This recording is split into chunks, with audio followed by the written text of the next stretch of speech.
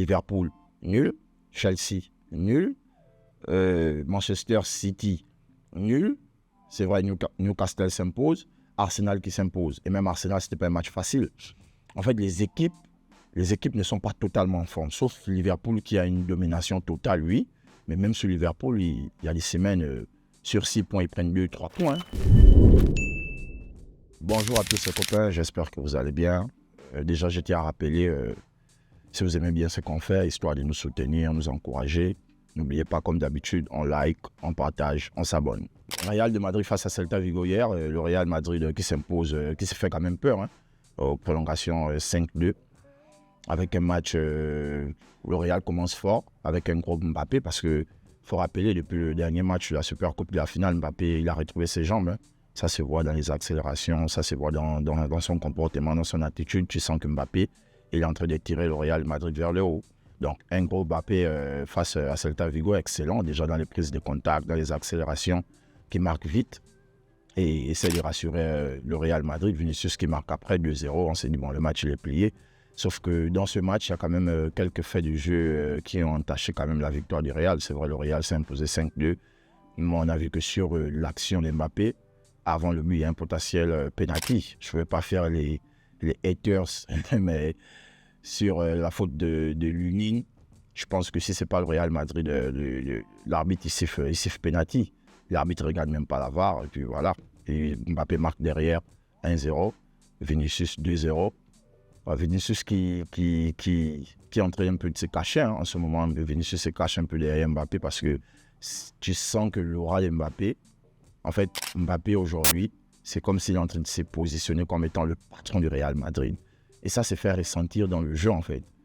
Est-ce que ce n'est pas déjà quelque chose de plaisant pour les supporters du Real Madrid? Je pense que si. Parce que si on a un gros Mbappé, naturellement, il va tirer tout le monde vers le haut. Et ça, c'est très, très important. Après le penalty du Celta Vigo à la fin du match à la 91e de Asensio, en réalité, c'est moins flagrant que le penalty non sifflé des Lunin, en fait. C'est-à-dire quand tu regardes, tu essaies un peu de comparer, tu te dis, mais pourquoi si l'arbitre en réalité n'a pas sifflé le premier penalty où Mbappé marque derrière, où Lunin fait faute, il va siffler celui de Asensio. En réalité, il peut le laisser. Il n'y aura pas de scandale. Moi, je pense qu'il n'y aura pas de scandale s'il le laisse. Mais le premier, quand même, il est scandaleux parce qu'on voit bien comment Lunin déroute l'attaquant. Il touche les pieds de l'attaquant, mais l'arbitre ne siffle pas. Il y a aussi un autre fait du jeu sur Rudiger. Rudiger, l'attaquant est devant et il veut enrouler le ballon. Je crois que Rudiger a la main gauche décollée. Ça touche la main de Rudiger. L'arbitre ne siffle pas, on laisse jouer. Donc, après, derrière, il y a des changements en prolongation. Bellingham qui rentre, Hendrick qui fait la différence. Avec une passe d'Arda Güler, Bellingham qui essaie un peu de rééquilibrer un peu le jeu du Real Madrid, Valverde aussi. Valverde qui nous a donné l'habitude, nous sommes habitués à voir Valverde marquer des gros buts, c'est-à-dire 45 mètres, 35 mètres, c'est des bons bassos qui claquent toujours. Donc le Real qui se qualifie vraiment dans la douleur, on va dire, parce qu'ils se sont vus arracher la prolongation à la fin du match, 91e, mais ils ont quand même fait le job, ils se sont imposés 5-2. Donc, qualifié pour les quarts de finale. Le Barça qui s'est imposé le jour avant face au Real Betis. Je pense que le Barça aujourd'hui, ils ont peut-être un rapport avec le Real Madrid parce que le Real Madrid qui prend la Supercoupe à la finale 5-2. Et après, on a derrière Real Betis. On s'est dit, est-ce que ce n'est pas le Real le problème? Et il claque aussi un 5 au Real Betis. Donc le Barça qui s'impose d'entrée du jeu, qui marque très tôt et qui se met en confiance dans le jeu. Rafinha encore buteur, Yamal encore buteur, même si c'est vrai qu'après la VAR a voulu un peu regarder le but de Yamal, mais Yamal qui marque. Je pense qu'il n'y a pas grand-chose à retenir sur le match du Barça, sauf que le Barça est en forme. Le Barça est de retour, les joueurs se sentent bien. Dani Olmo qui fait un gros match en neuf. Yamal excellent dans les dribbles, voilà, qui élimine tout le monde, les anses techniques, les petits ponts. En fait, Yamal, tu te demandes qu'est-ce que Yamal sera dans 5 ans, en fait, parce qu'on sait qu'il a 17 ans, les gars. Moi, je ne sais pas qu'est-ce que vous faisiez à 17 ans. Moi, à 17 ans, si je me souviens, j'étais en première au lycée. Mais Yamal, à 17 ans, il arrive à jouer face à la meilleure équipe du monde, parce que rappelons que le Real est champion d'Europe, ils ont gagné la Champions League, c'est les tenteurs du titre, et faire des grosses prestations. Il arrive encore, déjà depuis le quart de finale, je crois, demi-finale de cette Supercoupe, Il marque tous les matchs. Hein. Il marque avant contre l'Atlético Bilbao, il vient marquer encore en finale. Et contre Real Betis, il score encore. En fait, il est sur 3 matchs en 2025, 3 buts. Et je crois 2 passes décisives. Mais à 17 ans, même, on a vu le Messi, on a vu beaucoup de joueurs. En réalité, si, comme je le dis toujours avec Bellingham, si tu aimes le football, en réalité, tu ne peux pas cracher sur Yamal.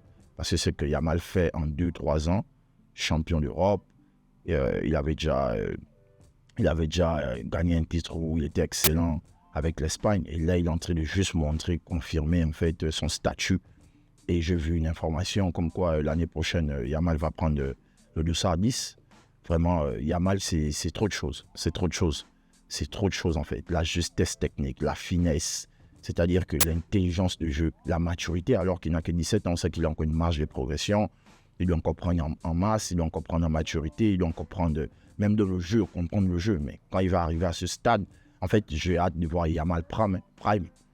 J'ai hâte de voir Yamal Prime. C'est-à-dire que quand il sera à son prime, à son pic de son football, est-ce qu'on n'aura pas droit à un Messi sans prétention? Parce que même le but face au Real Madrid, nous tous on a vu le Messi dans le but. Bref, Dani Olmo, comme je disais, qui fait un bon match en faux neuf parce que Lewandowski est au repos. C'est vrai, Lewandowski, il a 37 ans aujourd'hui, il est au repos. Gavi en milieu de terrain, comme d'habitude avec Pedri qui ont dominé le milieu de terrain. Koundé qui est en train de s'affirmer aujourd'hui dans la position du latéral droit parce qu'il enchaîne de grosses prestations. C'est difficile de dribbler Koundé. Koundé dans les passes décisives. Il marque même ce soir face au Betis. Le Barça enchaîne. Le Barça se sent bien. Le Barça est en jambes. Flick a su rebooster le Barça. Et donc, on attend la suite de la compétition. On espère voir un classico lors du prochain tirage au sort. Après, comme on connaît, comme d'habitude, parfois, ils se disent, bon, on ne peut pas faire un classico maintenant. Nous sommes qu'en quart de finale, attendons les demi-finales. Bref, mais j'aurais bien aimé, j'ai bien envie de revoir un classico parce qu'on sait que le Real est touché dans son orgueil et le Real Madrid et le Barça, on connaît la grosse rivalité qui est autour. Forcément, le Real a envie de retrouver ce Barça pour essayer de recoller déjà 2-1 parce que sur cette saison, ils sont menés 2-0. Donc, super coupe. Les deux équipes se qualifient, le Barça avec plus d'assurance et le Real Madrid avec un peu d'inquiétude et dans le forceps finit par trouver la qualification. On bascule pour le résumé en Première Ligue. La Première Ligue qui s'est jouée il y a 2 jours. On avait les prestations de Leicester face à Crystal Palace. Crystal Palace qui s'est imposé 2-0. Aston Villa qui a gagné 1-0. Newcastle avec un gros Gordon et Isaac. Moi je dis Isaac... En réalité, Isaac il doit sortir de Newcastle. Isaac il doit sortir de Newcastle. C'est technique, c'est physique, ça joue de la tête, ça joue le pied. Il a un football quand même élevé. Je pense qu'en dehors des Haaland qui a déjà confirmé en Première Ligue et en tant que neuf aujourd'hui, on a Gyökeres aussi du Sporting. Je pense que Isaac, c'est quelqu'un qu'on peut aller chercher à 80-70 millions quelque part et il va nous rendre vraiment des bons services. Nottingham Forest qui fait une grosse saison cette année, ils sont, je crois, top 2, ils sont 2e aujourd'hui, je crois.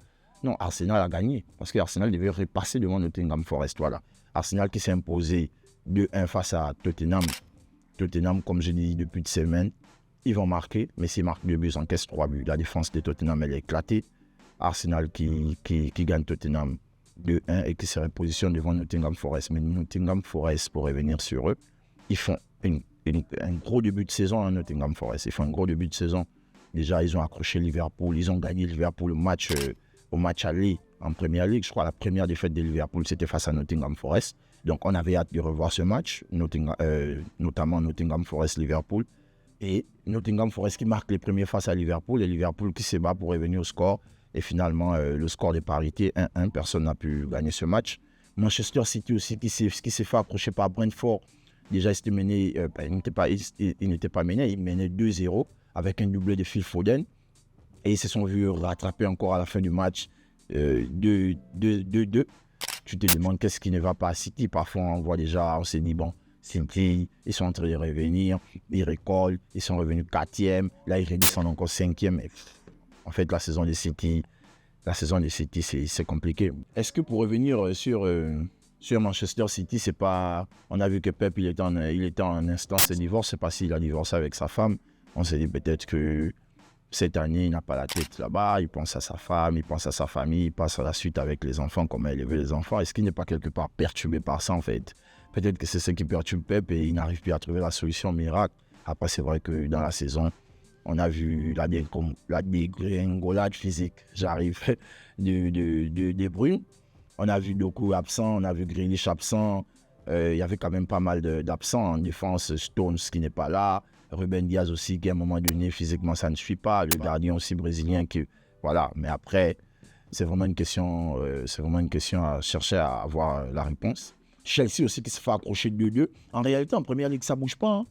En Première Ligue, ça ne bouge pas dans le sens où le top 4, top 5, ils traînent et piétinent. Aujourd'hui, c'est vrai, Arsenal a gagné, mais tu as vu Chelsea piétine depuis 5 matchs. City, qu'on pensait relancer, piétine. Liverpool s'est fait accrocher par Nottingham Forest. Après, c'est vrai qu'ils ont toujours une marge avec un match de retard. En Première Ligue, ça ne bouge pas. Parce que s'il y avait une constance de City ou bien une constance absolue, parce que même Liverpool abandonne des points en route, s'il y avait une constance absolue de l'un de ces clubs, on va dire au top 5, je pense qu'aujourd'hui, on devait peut-être avoir des écarts de 12 points, 13 points, 14 points. Mais ça ne bouge pas beaucoup. Hein. Liverpool, nul. Chelsea, nul. Manchester City, nul. C'est vrai, Newcastle s'impose. Arsenal qui s'impose. Et même Arsenal, ce n'était pas un match facile. En Première Ligue cette année, quand même, tu sens que le championnat, il est... En fait, les équipes ne sont pas totalement en forme. Sauf Liverpool qui a une domination totale, oui. Mais même sur Liverpool, il y a des semaines, sur 6 points, ils prennent 2-3 points, hein, 2 matchs nuls. Donc, on se demande, est-ce que cette Première Ligue, Liverpool va vraiment aller jusqu'au bout? Parce qu'il joue tous les tableaux. Est-ce que Manchester City aura la capacité de revenir dans cette Première Ligue? Est-ce que Arsenal, quand on essaie d'oublier entre griffes, quand on sait que ce sont les seuls à avoir challengé Manchester City les 2 dernières années, est-ce qu'ils vont revenir au niveau? Chelsea, qu'on pensait que Maresca, qui avait déjà enchaîné 10 matchs à succès, ça fait 5 matchs aujourd'hui sans victoire. Est-ce que Chelsea va rebondir? Après, je crois qu'on doit être à la 21e journée. Il y a encore beaucoup de journées qui restent. On aura le temps et on verra l'évolution de ce championnat qui reste l'un des championnats, sinon le championnat le plus attractif du monde. Merci à tous les copains. On se dit à la prochaine. Comme d'habitude, n'oubliez pas, on s'abonne, on like, on partage, histoire de nous encourager. Et n'oubliez pas aussi en commentaire si vous avez des propositions, parce que nous sommes une famille, nous sommes une communauté. Si vous avez des propositions sur des débriefs, des championnats, des matchs particuliers qu'on peut couvrir, etc., n'hésitez pas à faire signe. Et on verra dans quelle mesure on pourra couvrir, sinon répondre favorablement à vos propositions. Donc, merci à tous et portez-vous bien. À la prochaine.